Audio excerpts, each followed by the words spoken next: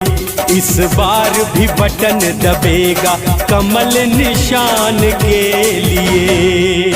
मोदी और योगी हो,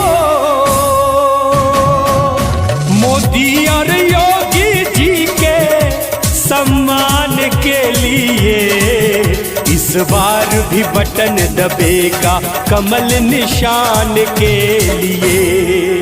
इस बार भी बटन दबेगा कमल निशान के लिए।